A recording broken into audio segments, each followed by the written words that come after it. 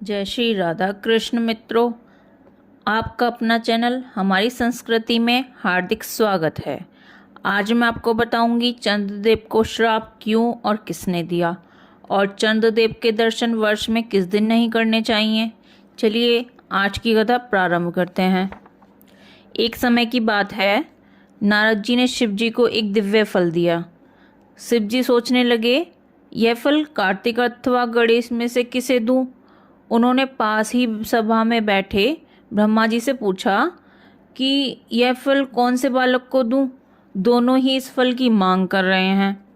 ब्रह्मा जी बोले कि कार्तिक बड़े हैं तो उन्हें ही दे दीजिए, क्योंकि बड़े बालक का अधिकार पहले होता है। शिव जी ने वह फल कार्तिक जी को दे दिया। जब सभा खत्म हुई, ब्रह्मा जी अपने लोक जाकर सृष्टि की रचना में जैसे ही लगे, गणेश ने विघ्न उपस्थित कर दिया और ब्रह्मा जी को अपना उग्र रूप दिखाया, जिसे देखकर ब्रह्मा जी डर के कारण कांपने लगे।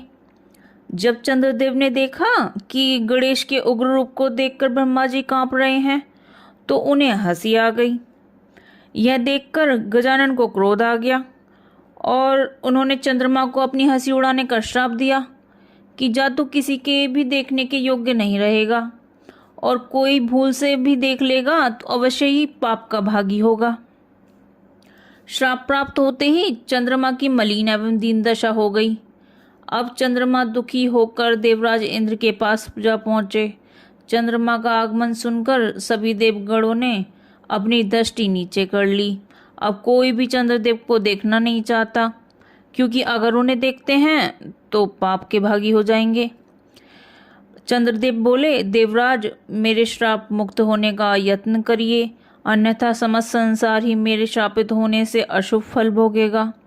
समस्त देवगण ब्रह्मा जी के पास जा पहुँचे और बोले, ब्राह्मण गजानन आप पर कुपित हुए थे और श्राप दे बैठे चंद्रमा को, इसलिए अब आप ही श्राप छुड़ाने का कोई उपाय कीजिए।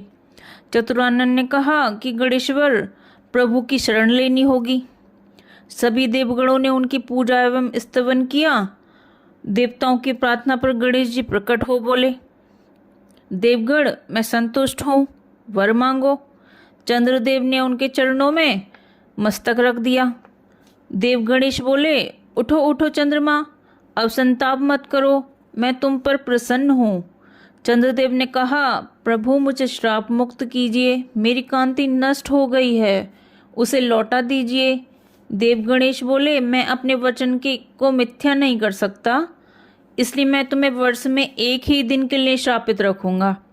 जाने अनजाने में जो कोई भी भाद्र शुक्ल चतुर्थी को चंद्रमा को देखेगा, उसको ही कलंक लगेगा और अधिक दुखों का भागी होगा।